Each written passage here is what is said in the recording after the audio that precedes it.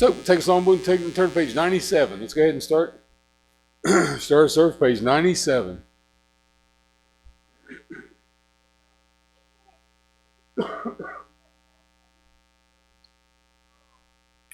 Everybody grab your book.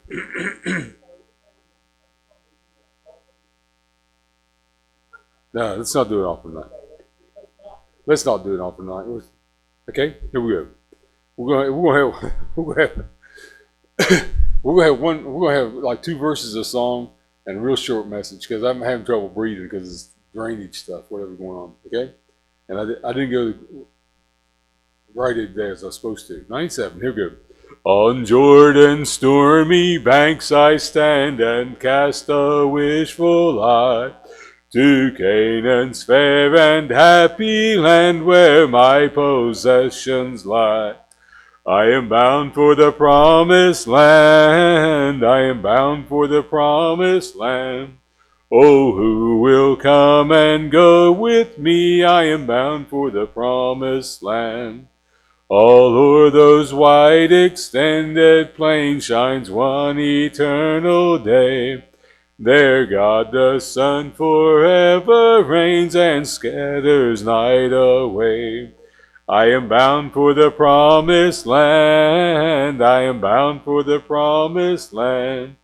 Oh, who will come and go with me? I am bound for the promised land. The last verse. When shall I reach that happy place and be forever blessed? When shall I see my Father's face and in his bosom rest? I am bound for the promised land. I am bound for the promised land. Oh, who will come and go with me? I am bound for the promised land. Thank you. Have a seat. Let's go to the Lord in prayer. We kind of discussed prayer requests just a few minutes ago. Pray for the people in Texas to that church, that those who lost a loved one will be comforted, and those who are injured will quick recovery, and that the church have revival. I guess that God will use that. God can use anything, but use that for those families involved. Pray for the Hopkins family. That's the guys that was killed in North Carolina that I mentioned, that they was trying to stop a crime and they got killed in the process. Anybody else with a spoken request? Okay, truck driver walks up over Jared's that died tonight. Pray for that family. Anybody else? Miss Joe's not feeling well. Poppy's not feeling well. And a bunch of people said, a lot of people were sick this morning. People texting Tammy this morning. Half for Sunday school teachers, I'm not going to be there. I'm sick. So a lot of kids are sick. So pray for those who are sick for quick recovery. Okay. Anybody else? Charlie, you lead some prayer.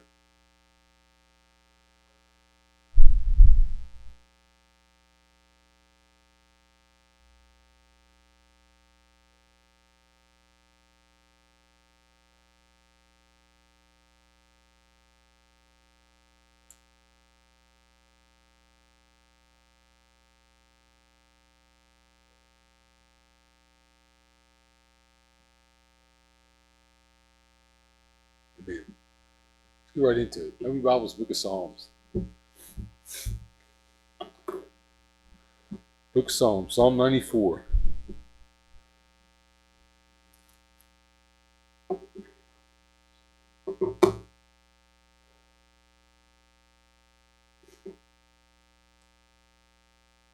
I can hear myself breathe. I guess breathing's a good thing, right? But if you're sitting on the couch, you can hear their. Then you think, man, it's not good. And I don't feel bad. I'm just kind of tired. But I don't know if it's something going around, or the fact that I got to play outside on a beautiful day, a couple of beautiful days. Got to play outside. The end result is, okay, this is what happens. Okay, Psalm 94. Here we go. Verse 1. I'm going to read quite a bit. First 15 verses. O Lord God, to whom vengeance belongeth, O God, to whom vengeance belongeth, show pity, show thyself. Lift up thyself, thou judge of the earth. Render reward to the proud. Lord, how long shall the wicked triumph? How long shall they utter and speak hard things, and all the workers of iniquity boast themselves? They break in pieces thy people, Lord, and afflict thine heritage. They slay the widow and the stranger and murder the fatherless. Yet they say, the Lord shall not see, neither shall the God of Jacob regard it. Understand, ye brutish among people, and ye fools, when will ye be wise?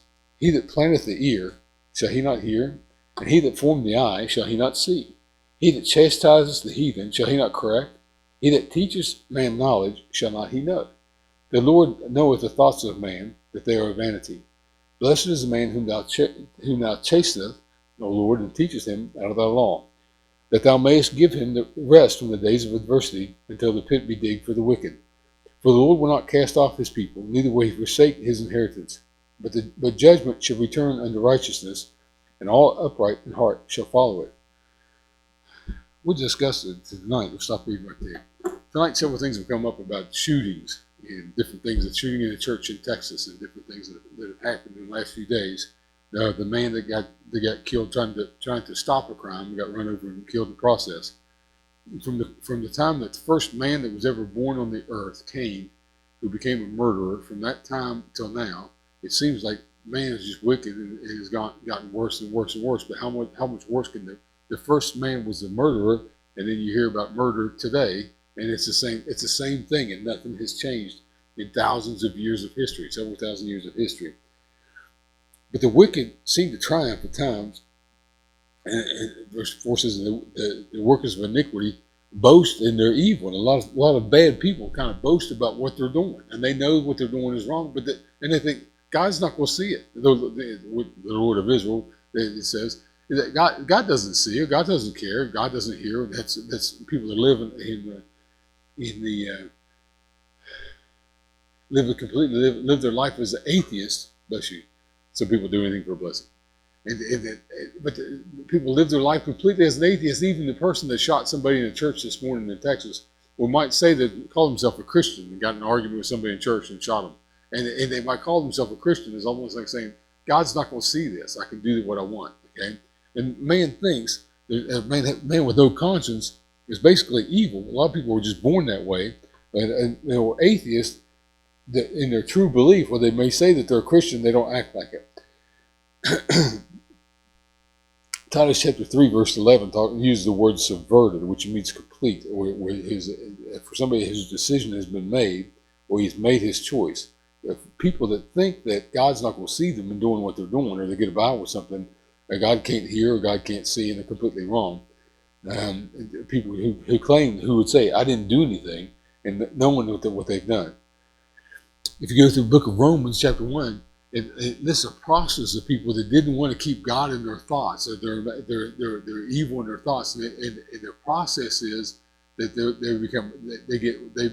when they're rebuked of God, then they go against what God has told them to do, and they get worse and worse and worse in the process of time. The Bible uses the term reprobates, which means that they have completely sold themselves over to something, and they're not coming back. There's no chance for them or no hope for them, because they've made their decision and they're not coming back again. Okay? He that planteth the ear, shall he not hear? He that formed the eye, shall he not see? When I look at this and I talk about today's news and different things, and I already had this written down, but it hit me again today with the shooting. The society is just going off a cliff and going bad. And you think there's no place that is safe. The people have been killed in Walmarts and everywhere else. And you think there's no place that is safe on all the earth. There's no place that you might be with somebody who you feel safe when you're with a certain person. Or we might be around a group of friends, like we feel safe in here, the doors are locked, we're fine. And we feel safe while we're here, but the truth is, in reality, all of our society, it doesn't mean every individual, but the society as a whole is running off a cliff, running off the rails as fast as they can go. And God is calling men on this side is the society going off a cliff, and on this side, God is calling us to righteousness. And we're stuck in the middle saying, which way should I go? We want to go this way. I want the right thing. I'm leaning this direction. I want to go this direction.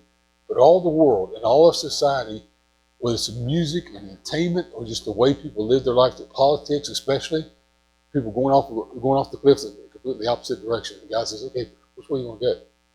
These people live as if there is no God whatsoever. I won't say that way. These people live as if there's no God whatsoever, and there's no consequences for their action. we're in the middle. Most of life is basically caught here. Not only righteousness is the righteousness of the blood of Christ, but God is working through us to be holy, working through us to teach us how to be holy, to show us. Does God know what's going on? Sure he does. Does he see things? Sure he does. Does he hear? He hears every word that you speak, or every thought that goes through your head. He knows your thoughts. I said all that to get to this, verse 12. Blessed is the man whom thou chasteneth, O Lord, and teachest him out of thy law, that thou mayest give him rest from the days of adversity, till the pit be digged for the wicked. Blessed is the man whom thou chasteneth. Now, the world is going this direction as if there's nothing wrong with anything they do. And they're running off a cliff as fast as they can go. And God says, okay, as a Christian, I'm going to correct you. Every time you step that direction, I'm going to correct you in it. Every time you lean that direction, I'm going to correct you in it. I'm going to work in your heart and bring these. If your thoughts are evil, or your words are bad, or whatever you're doing that you're bad, that you want to follow the world, God says, let me chastise you just a little bit. Chastening is a good thing. It's not pleasant when someone has to call you down. Girl, sit up straight. When someone has to call you down, you think, why do you pick me out? Okay, it is not to punish you, because those people that are going off the cliff are really going to be punished. Okay, there's a pit that's being dug for them. They're going to hell. But God says, okay, I'm going to work in your heart, because I want to chastise you on every thought that you have, every word that you say. I want you to think about what you're doing, what you're saying, which direction you're going. Because in the long run, I want you to be conformed to the image of my Son. And the chastisement, a lot of times, is the lesson that we've learned from doing something that is wrong. You ever make the same mistake twice? You make the same mistake over and over and over again? Okay? Do we ever learn from our mistakes? I've used this illustration several times. There's certain places on the turnpike, or I'm going to Virginia tomorrow. There's certain places between Bluefield, West Virginia, and Whitfield, Virginia. It's about a 50-mile stretch there, I think, 40 to 50-mile stretch. There's always state troopers sitting on the road. Okay, in that one stretch of road, they pull people over year-round. No matter what the weather's like, they're always sitting there on the side of the road. I've seen enough people get pulled over there. On that specific stretch, I've never gotten a ticket. But I have enough experience of seeing, I've got other tickets. I got a letter from the state saying if you get one more speeding ticket, you will lose your CDL license. And so we'll have to come and take a class, a dummy class, a refresher course on the class, things you should have learned, like here's the sign, the speed limit sign. But I know I got to slow down, because I know with certain places, I know where the trap is, where they'll catch it. Okay. Best thing that ever happens to man: chastisement, correction. Cindy, you know the best things that ever happened to you in your life, other than salvation, is your mom and dad get on you when you did something wrong. No, I hate it. Mary Sheila, you know the best things that ever happened to you in your life is when your mom and dad get on you when you've done something wrong. Because they're chastening you, they're correcting you. New Testament says, if we can live our life going this direction, going the wrong direction, doing bad every day of our life, and it doesn't bother us whatsoever, okay, then we're not a child of God. And there's people that do bad all day long, all their life. They're evil as can be. Whether it's the shooter in Texas today, or the guy who killed somebody in North Carolina the other day, whoever these people are, they're going bad all their life. Doesn't bother them. There's no conscience. Child of God? Doubt it. Okay? You trust in Christ as your Savior? Don't think so. If any man be in Christ is a new creature, old things are passed away, behold, all things become new. Well, Brother John, what about people make mistakes? I mean, they're heading the right direction and they back up, but they do one thing they shouldn't do. We all do that. Every one of us sin every day. Every one of us is just sinful. I mean, that is still, our human nature has not been eradicated yet. So we still do stuff that is bad. But the chastisement says, okay, you did that wrong, let's get that right. Let's fix that. Okay? Because I want you to be conformed to the image of my Son. Sometimes the only thing that's going to fix that is a chastisement to get you going the right direction. Okay? Blessed is the man. Happy is the man. Blessed is the man whom thou chasteneth, O Lord, and teacheth him out of thy law, that thou mayest give him rest from the days of adversity, till the pit be digged for the wicked. And eventually, while God is correcting you over here, correcting us over here, getting us going the right direction. There's a pit being dug for those people who are going that direction. There's no hope for them. Once they die without Christ, there's no hope for them whatsoever. The pit is already dug. The rest from adversity. We're being chastened for our benefit, for our good, while the pit is being dug for the others. The restraint keeps your life from destruction. And the fool still says, while he's going to hell as fast as he can, there's nothing wrong with it. I can do what I want. It's my life. I can live my way. And the fool that is going to hell, his life is sown in destruction and will end in destruction. It continues to say, there's nothing wrong with, I can do what I want. And God says, okay, let me speak to your heart about the little things that you think aren't that important. The little sins that we think aren't that bad, or the sins that Jesus died for. Okay? The things that you think, well, my sin's not as bad as that guy. I didn't murder anybody. Jesus died for your sins and my sins, even though we look at them not as bad as what that person's sin is. Right? We're not saying, I thank you, Father, I'm not as other men are. We're saying, I understand my sin is just as bad as that person's sin. That's why you died. That's why he died on the cross for us. The Christian says, in the long run, thanks for the correction. Thanks for teaching me. Some of you kids gave standing out cards, Christmas cards. Thanks for teaching me. Right? Do we teach you because we want to beat you for some reason? No. Okay? We're teaching you because we want you to have a great life. And sometimes that's in a chastisement. The Christian says, thanks for sending me that way. Thanks when I started the wrong path, you brought me back the other way. And I see where that end goes. I see now where that path is going. Let's pray. Thank you, Lord, for chastening us. Thank you for your correction in our lives. Forgive us when we come short. Use us as a church family to win others to you, to show the light of Christ in our community, in our school, in our workplace, wherever we're going tomorrow. Direct us, please, for your glory. In Jesus' name we ask. Amen. Sing page 132. My faith looks up to thee.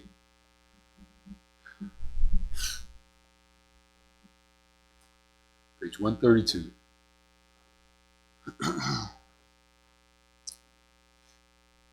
We'll see how this goes without music. Does everybody know this song? Does everybody know this song? We'll find out. My faith looks up to thee, thou Lamb of Calvary, Savior divine. Now hear me while I pray, take all my guilt away. Oh, let me from this day behold thine. May thy rich grace impart strength to my fainting heart, my zeal inspire, as thou hast died for me.